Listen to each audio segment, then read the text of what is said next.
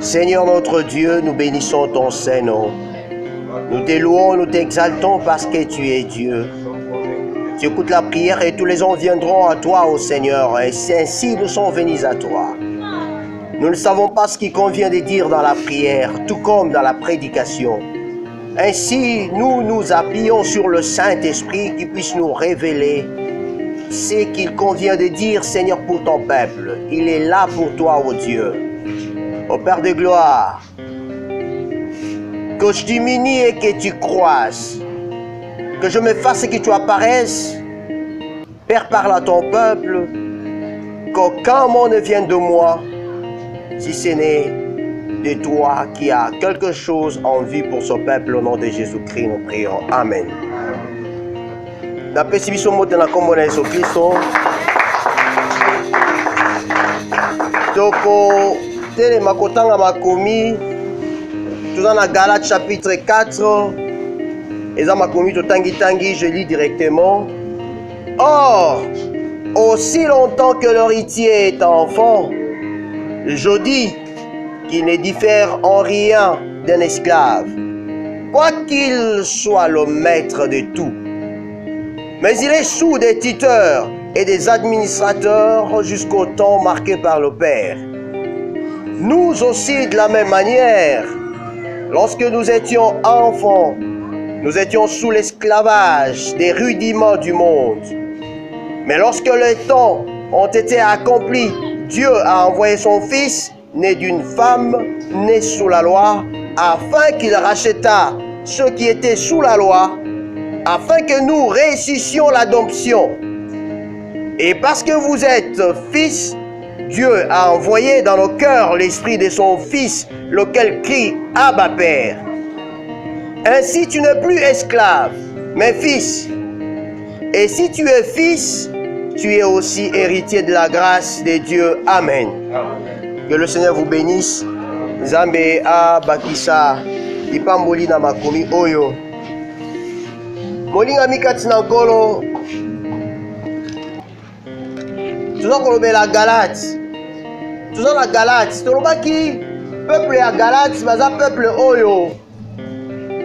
Bavandaki engumba na bango ezaki engumba ya batu oyo bazalaki un peu éveillé.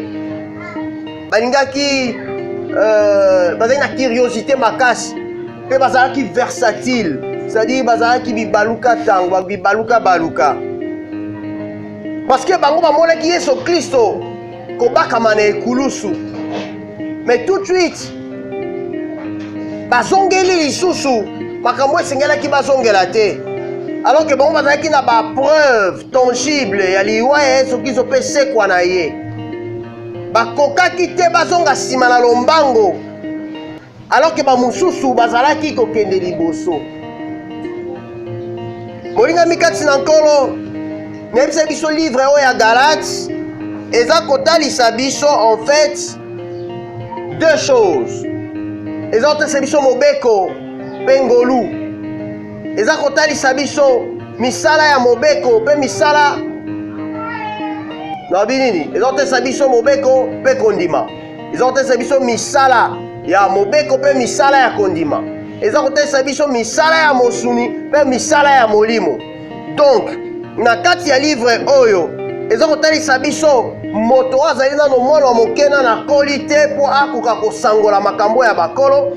Eza kotalisa biso en même temps moto oyo akoli comment akoki ko se comporter. Totangi bayebisi biso bitango héritier azali naino mwana akeseni te na mowumbu. Israel pe mingi koloba bagalate oyo bayebaki momo ya mowumbu na kati ya Israel ezalaki ndenge nini. Mowumbu na Israel azalaki limité, akoki kosala makambo na volonté na ye te. Azali kosala makambo kolandisa oyo maître na ye aza kotinda ye. Soki ayebi si okozala okokenda okosala bo. Alléluia. Même mowumbu oyo abotami na kati na bowumbu, oyo abali kati na bowumbu, mwasi na ye aza mowumbu, bana na ye baza bawumbu. Aza na libula te. soki ta ya jubilé ekoki oyo bawumbu esengeli baza libéré soki amoniki aza epai akokende te akoki kozonga alobi ayebisi mokonzi nalingi nawumela nga mowumbu bakozwa poison bakotobola litoi na ye batie ye eloko ya litoi c'est-à-dire akomi mowumbu ya libela na libela donc moni bato mosusu nde tomonaka baza koadopte baculture mosusu ezauta mosika toyebi te omoni bato baza kotia babiloko na matoi babiloko na nini na zolo tout ça mais eza basignification yango epai euti na monde ya esprit tout est esprit na monde ya esprit comportement nyonso na nsima yango molimo ezali et soki yo mikotisi sans le savoir pourquoi nazosala habitude oyo okomona ke molimo wana ekoya lobi namonaki sœur moko azoyemba malamu kitoko azointerprete nzembo ya sœur moko toyebi me natali atoboli matoi mibaduso ya mibale atie baboucle et puis abakisi basile na ye ko milai makasi asali maquillage moko extraordinaire nzembo aza koyemba kitoko mongongo kitoko mais na molemo ya kolanda yango mingi eza te parce que akoma kobangisa ngai ye moko na ndenge asalaki na elamba alataki parce que cameraman ake mpe kolakisa na ndenge alataki jupe moko en tout cas ezaki malamu mpenza te alléluia mais eloko ye asali ayebi te peut-être derrière là il y a l'esprit soki molimo eza na kati na oyo osali yebaka molimo wana ekoya sukasuka ekoya kokotela yo nde okomona okomosala makambo ya kolandisa molimo wana sans le savoir komi possédé mais yo moko moto oluki yango mpe molimo wana ntango ekoluka etambola to enge kita ekoya place aéroport ezali donc yo ntango akotala moni sine na bango eza epai na yo akokita epuis na sisi te ser wana kaka azoyemba wana na maboko na ye akomi babiloko moi bakakasho bakatiere basalaka wana bakatiere bamerke akomi mais ça c'est quelle sœur oyo moto abeti nyoka moko na mokongo abeti scorpion est-ce que oyebi ezakisi nini scorpion ozomikotisa na bowumbu sans le savoir oyo wana aza sœur azoyemba nayebi te so aza sœur azoyemba nzembo ya nzambe kitoko mongongo kitoko makasi mais donc totali kaka extérieur na ye tomoni ke non aza mwana aza mowumbu akoli te lokola héritier mpo asangola oyo eza libula mpo azwa oyo eza vie éternelle oyebi libula eloka liboso tozoba libula ce ne sont pas des choses matérielles c'est la vie éternelle c'est ça le véritable héritage na kati ya vie éternelle nde makambo nyonso mosusu ezali bible elobi cherchez premièrement le royaume et la justice de Dieu et toutes ces choses vous seront données par-dessus libula ya solo mpenza trésor oyo eza la vie éternelle molingami kati na nkolo nde bo tozokomprendre te je vous ai dit autrefois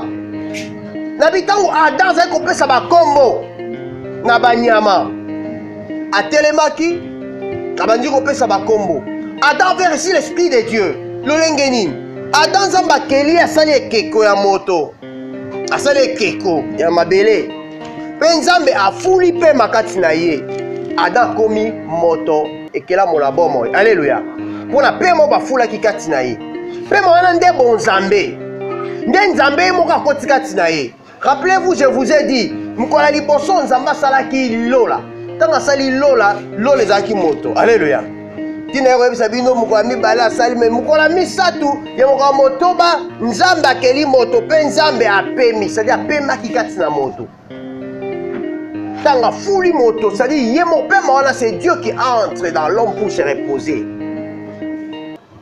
alléluia eza makambo ebele na kati wana nzambe azwaki evangelo na ye kati na yo c'est pourquoi babi oza tempelo ya molimo mosantu molimo mosantu avandaka kati na yo nzambe avandaka kati na yo atangisi biso bamystère ya kristo kati na moto alléluia tempelo ya solo eza oyo te tempelo ya solo eza oyo ye moko atongi na maboko na ye oyo moto atongeli ye te alleluya eza nde yo Yo nde tempelo ya solo.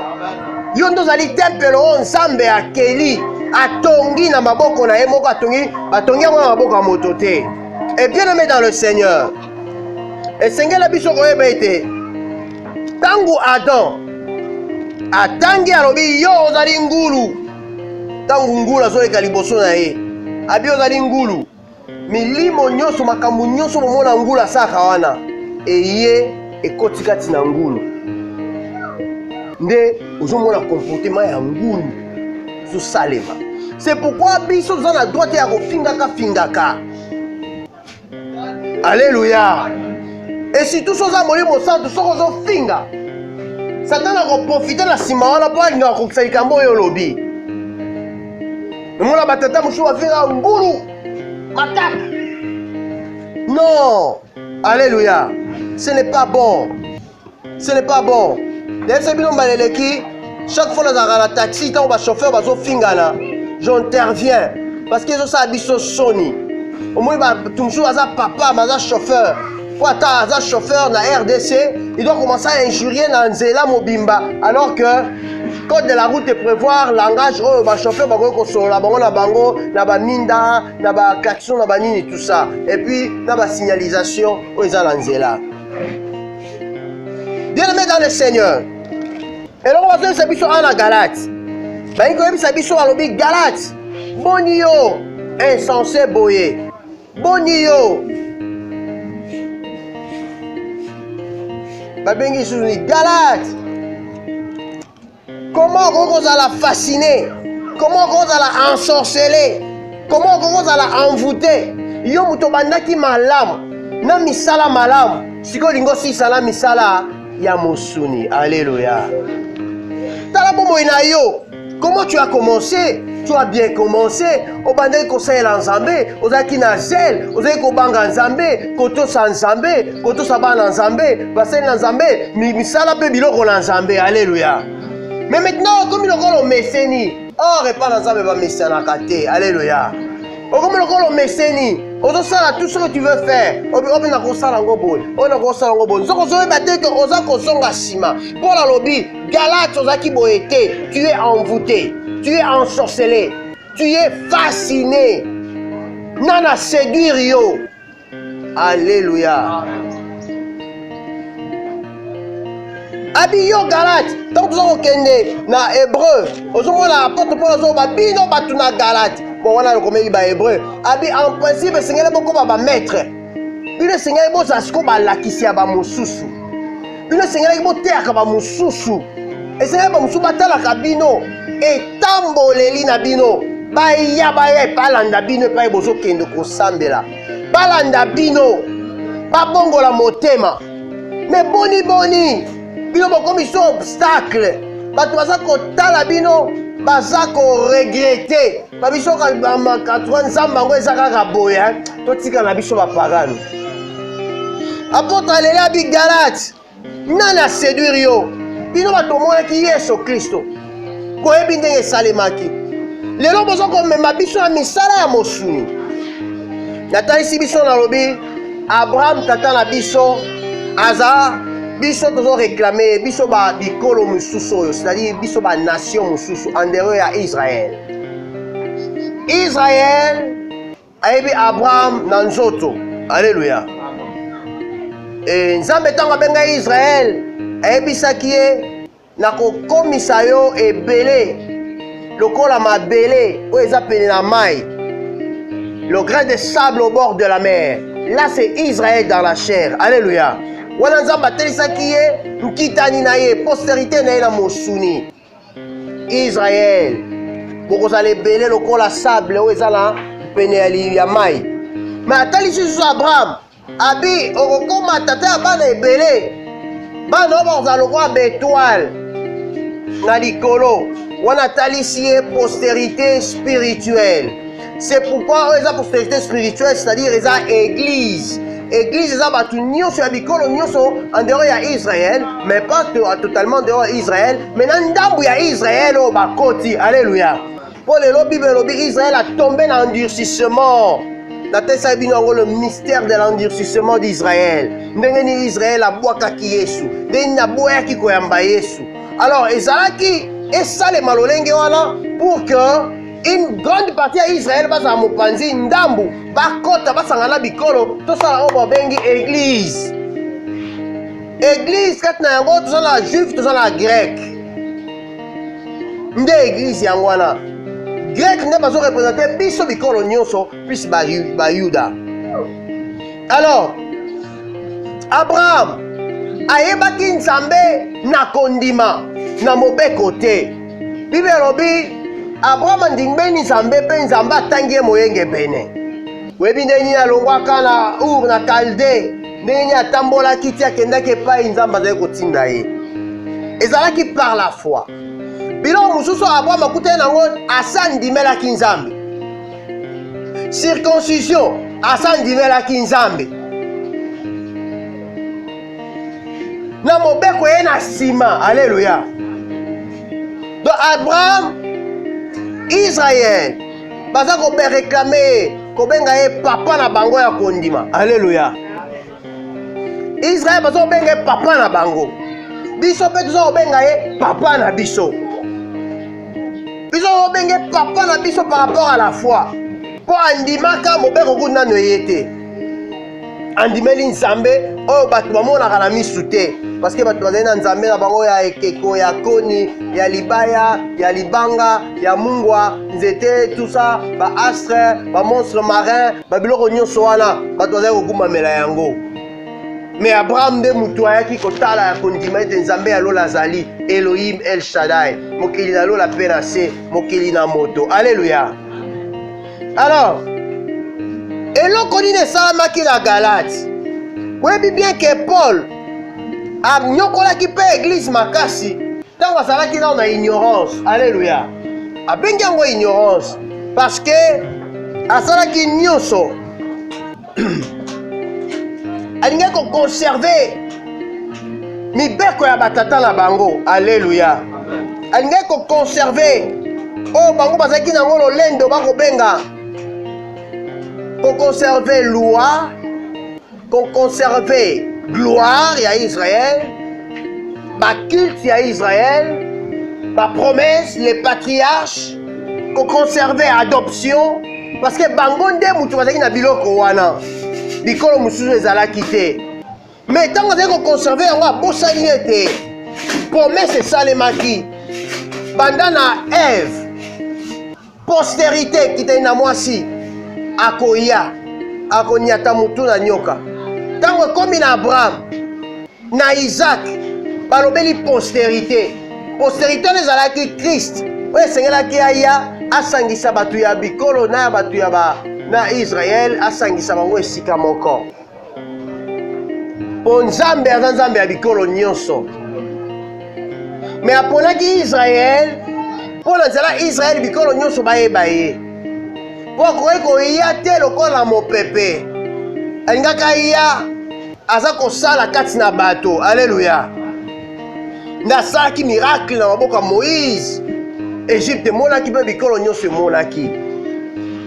Ntango Yesu aye, Bible elobi selon mabongisi ya Nzambe esengelaki Israël atiama pembeni. Soki Israël atiamaki pembeni te, nde biso tokoti te. Alléluia. Nde Israël azwaki lolendo, amoni batu nyonso mbindo, amoni bikolo nyonso mbindo, nde abendanaki pembeni. Na kobendana na ye pembeni, bikolo ebele ekoti. Alléluia. Nde biso nyonso tokoti ba chinois, ba anglais, ba nani, ba américain, batu nyonso, bikolo nyonso, ba congolais, batu nyonso bakoti. Alléluia. Alors évangile, batu nyonso bakoti, ba belge, ba français, ba nani, batu tout bakoti, parce que Israël apesaki Nzambe mokongo. De Nzambe pe apesi ye mokongo. Mais il y aura un temps où Nzambe akozongela bango. Mais pour la bango bakotaki, ba juif bakoti, ba bikolo pe bakoti. Sikoyo ba juif balingi kozongisa batu na ba enseignement ya se. Enseignement ya se ezalaki nini? Ba juif balingi koyebisa batu ete eloko boye bokolia te. eloko boye okosimba te. Alléluia. Ne touche pas, ne fais pas. Oh! Oh, biloko wana eyaki na mobeko. Mpe mobeko ntango ekomaki na ngolu, etikaki esika epai na ngolu, ngolu abandi mosala. Or na ngolu, makambo ya tika boye, kolia boye te, eza lisusu te. Wana eza barudiment, baenseignement ya mike ya mobeko. Kolia boye te ezaki nini, ayebisaki bino, Nzambe atiaki banyama mosusu impure, atiaki banyama mosusu pure mpo na Israel. Oyo kolia te, oyo kosimba te. Bikilakila ya mike, meme biso na bakutume na biso, toza na babikilakila wana. Oko biso yaka nyama boye te, o biso yaka eloko boye te.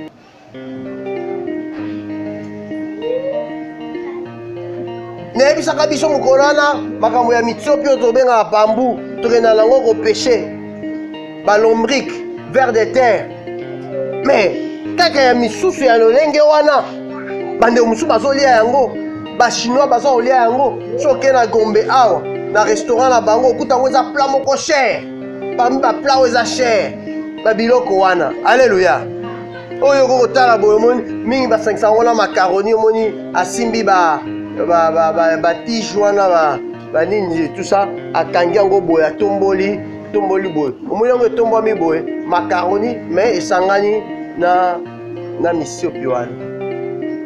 Eza bilei na bango, soko olia yango okufa te.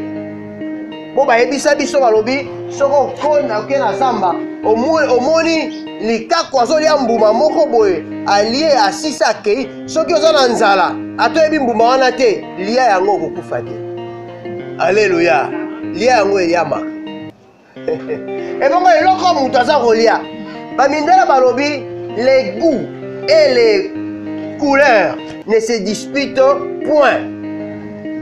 Makambo ba couleur na ba goût mindele basi basa oyeba mindele biloko oyo omoni bamindele baopesa biso basali bapesi biso bandika kosalela basali bapesi biso bandika kosala. Non omona bato bafandi basala discussion oyo yanga ite nange eza nini oyo me baoyo basali yango bango moko bavai na bango yo ozokufa na badiscussion awo. Oyebi kote owuti te ndenge nini esala oyebi te. Nde bamindele bavandi mpo bango baetudia makambo avant koleka biso makasi. Bekuta makambo ya biloko ya couleur kolia banini te babi te oyo todisitana nango te. C'est la bassesse, eza barudiment todisitana nango te. Mais omona Congo tolinga tose développer, soko otali na langage na biso na badiscussion na biso ezaka makambo ya pamba, makambo ya pamba. Oyo liaka te soki yo oliaka yango te leka tika moto aliaka yango alia. Soki yo olingaka couleur rouge te lata noir na yo, tika moto oyo bajaune makasi boye misu pasi te, oyo bapembe boye na moi makasi. Non, eza ye moto alati pembe, eza ye moto alati noir. Soki yo olingaka couleur wana te lata oyo ya yo, eza eloko ya discussion te. Bolekisa temps. Alléluia. Ozolekisa temps pour rien. Pour changer te et changer te. Donc biloko ya badiscussion na bato mayele balobi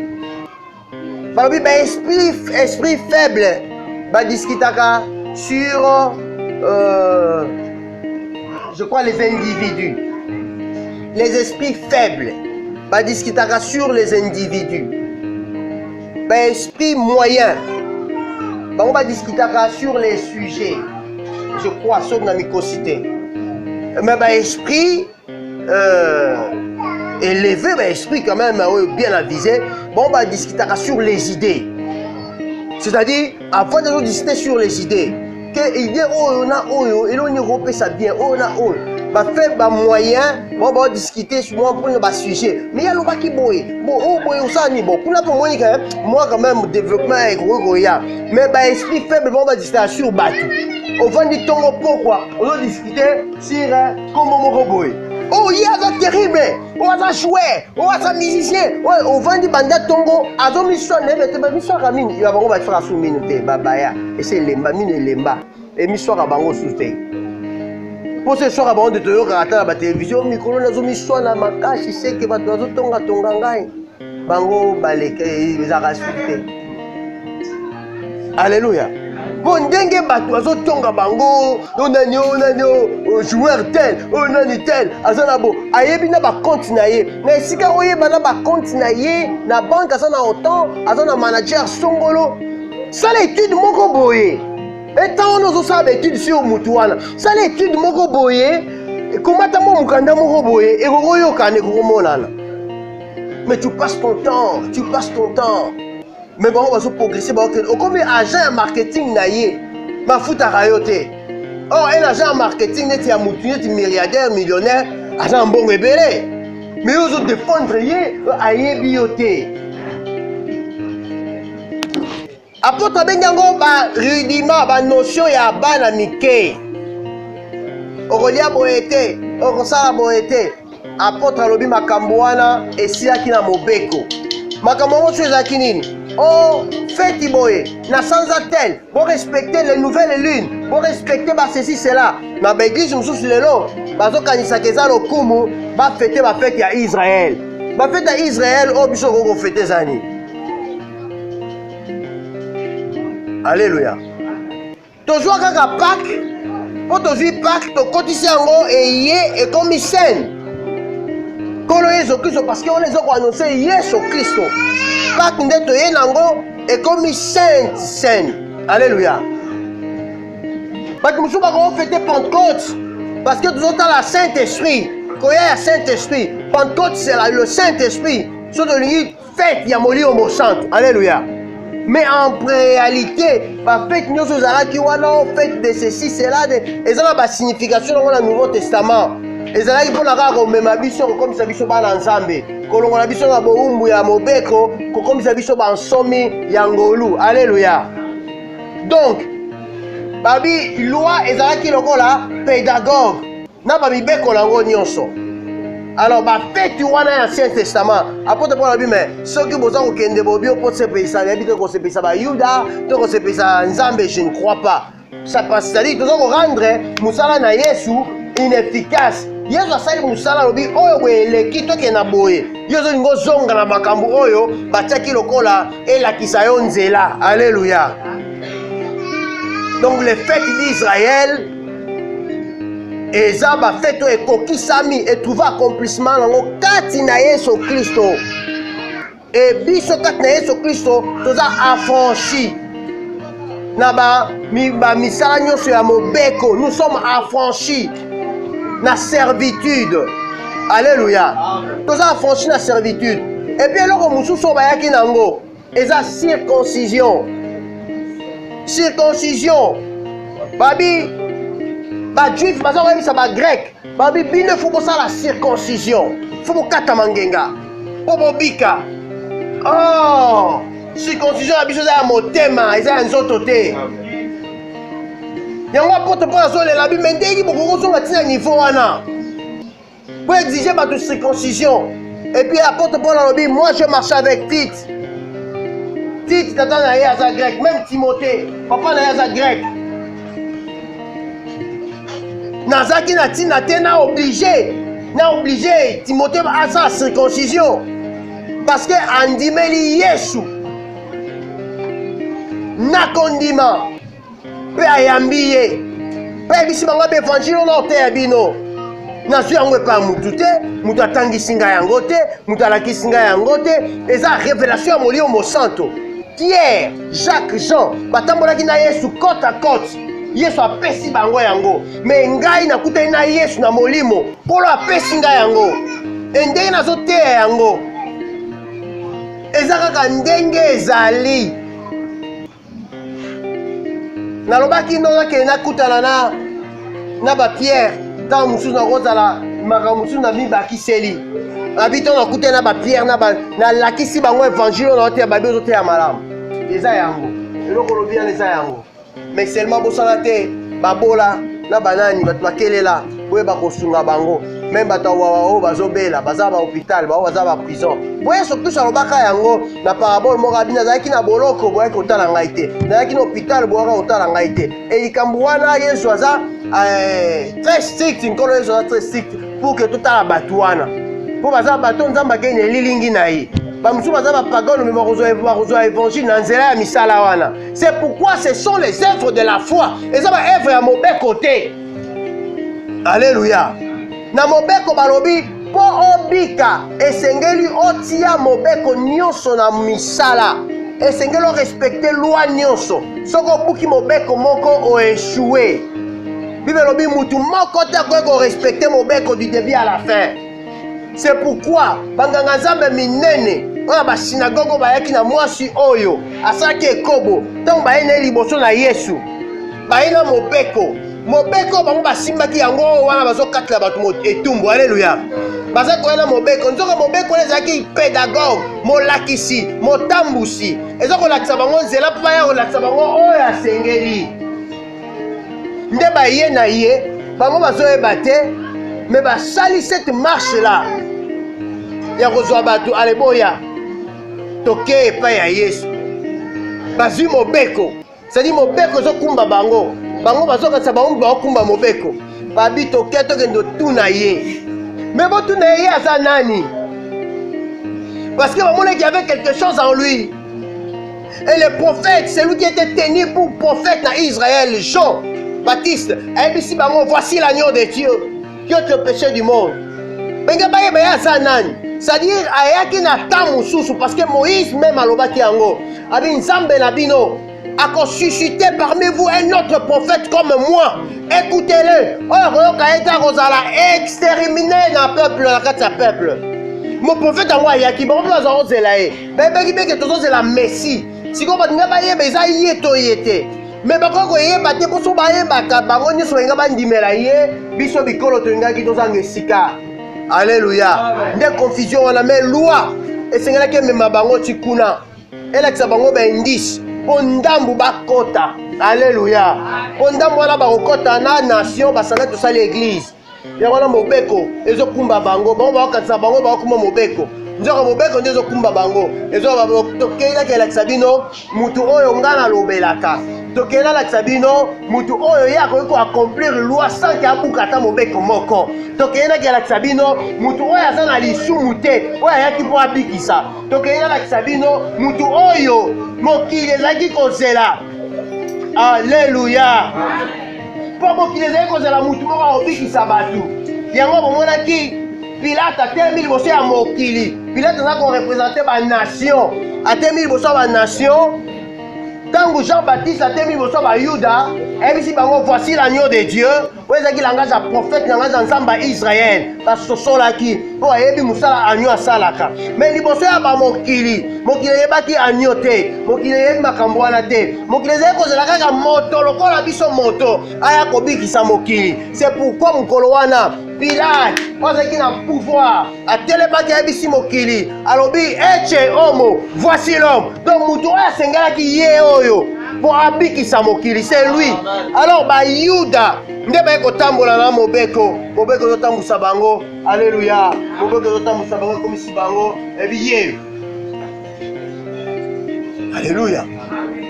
Si ko bango sans le savoir, babandi. Baby c'est Mose aebisaki biso. Alléluia.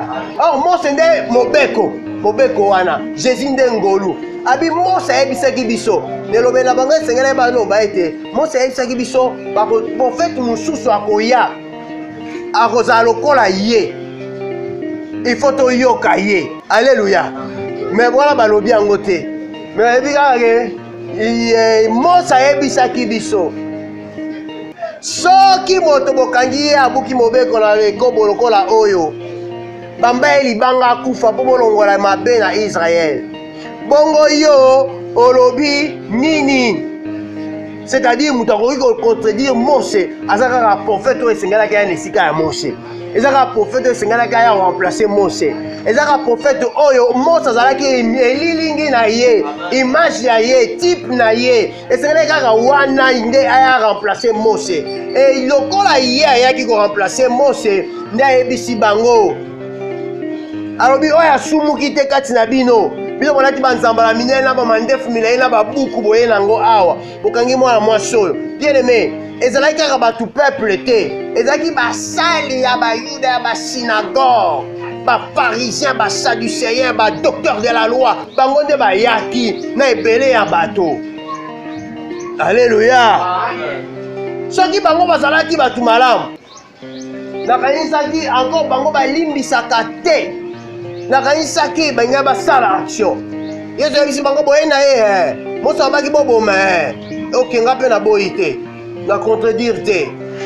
Mais oyo amoni ke kaka ye moto akokufa te, ye kaka te, il faut mpe banyonso basumuki mpe bakufa. Alléluia. Po mobeko so obuki ata moko kwei ayebisi bango alobi na kati na bino oyo nano asumuka te azwa libango bosimbi wana oyo asimbi abamba ye moto ya liboso avant na continue natikeli bino temps oyo nano asumuka te. Oyebi wana azoloba za nzambe. Alléluia. Wana azoloba za nzambe, la parole faite chair. Tant azoloba c'est-à-dire azosukisa mitema ya bato nyonso. Il convainc tous les cœurs. Mitema no za convaincu. Pe ateo polele. Omoni ne pasteur alobango, pasteur Philippe alobaka mikolo so habitala. Soko sumuki ko pokota kaka okotawa. Eza problème. Alléluia. Mutu asumuka ka soko sumuki. Ce qu'on goûte là, ma frère, ma soeur, ma pure. Aujourd'hui, mon que tu es impur. Nous t'aurions dit ça. Quand on a dit bazo monayo, on a dit bazo monayo. On voyait l'église. Tant on voyait, tant on le matin, on le long, ah, il va l'obingaï. Oui, c'est que ça yo. Pour Sumukaki. Alléluia. Il y a un qu'on a discuté. Aujourd'hui, bimisa yo moko l'écran pamba koluka ko discuter oh personne apôtre la vie ma mère personne pasteur vie aujourd'hui bimisa yo moko pamba mela yango kendo ko tubela aujourd'hui bimisa ngata ko so babonga bio nzambe otindaki ngana te ya ye tana te ye tala susu kikoyo umubona mu bino yo kili yo bala ndenge nini yo ki ayo ki ndenge nini ayo ki ndenge yo kani. Alléluia. Amen. Quand on a bimisa bimisa tozo sopa boule loaki ozo ko sopa boule yo moko batei yo zo di so atei ngai batei. Alléluia. Bien-aimé dans le Seigneur, tant que Yesu ayebisi bango liloba wana motema na Bible lobi elobi nde nini ko Bible loba personne bien ebi soki motema na yo eza ko condamner yo. Dieu est plus grand que ton cœur. Tant que l'obane bimi est condamné yo. Motema na yo pe condamner yo sali mabe mo. Frère, on sali mabe. Oyebi ta la conscience na biso nde mote ya solo solo. Ata o te ya yo to te to si to bi kenda. Conscience na yo so ba continuer o te ya yo. O kimanda. O luka place o kin. Po azaka tina yo. Oyebi so o sali mabe. Il y a un moment de culpabilité, hein. Tout le monde même que ce que moi je vais dire, c'est ma bonne dimi, au tout beli, au moment où je vais dire, c'est ma belle boya yango. Boya cette fois-là parce que je dis que na tout beli, kolo alimbisinga, makila na epetolinga, oko funda ngai kakate. Alléluia. C'est ça la foi. Qu'on dit mayango wana. C'est-à-dire na saki lisumu iyo ya solo, na mikitisi, na tout beli na 5e volume, na zonga isusu te. Mais esengai te Satan na bandoya tangu nyonso awala tsa lisumu wana abitala yo sumukaki olingo sambela olingo lobani omo batu mususu bayaka to bito sambela ya vani azoko sambela te azako fundama azako sambela tsenga bimisa mungobe muto masumu olingo bimisa mungongo bako yoka yo mungongo na impure bomba yango azolingo tikala ndenge wana eza satana po oko continuer so tika ndenge wana oko continuer na masumu. Alléluia. Il faut que boya yango koloba oui j'ai péché mais na ye pa nzambe langa limbisinga le Seigneur m'a pardonné musala ekulu suzaki pamba te musala ekulu esama mpona masumu eleka mpona masumu ya lelo mpe mpona masumu eza koya donc musala nzambe eza complet toza kobikisama. Alors c'est pourquoi Yesu ayebisi bango alobi boye epai na ngai c'est-à-dire limobeko wana mose ememi bino epai na ngai c'est vrai oyo asumukata bambeli banga bango nyonso na baseni na nzambe bango nyonso baganga nzambe mokonzi babwaki bango nde babwaka ye mabanga liboso bakwesi libanga abimi asala on dirait ake vérifier lo moko na encore bazena ba buku asala on dirait ake vérifier lo moko na sima abiti lekisanga nani akwesi entre temps akwesi ibanga abimi ye wana kei donc bata rabshaka kei nga pe ale ye pa kei yo mususu ye pa kei banyo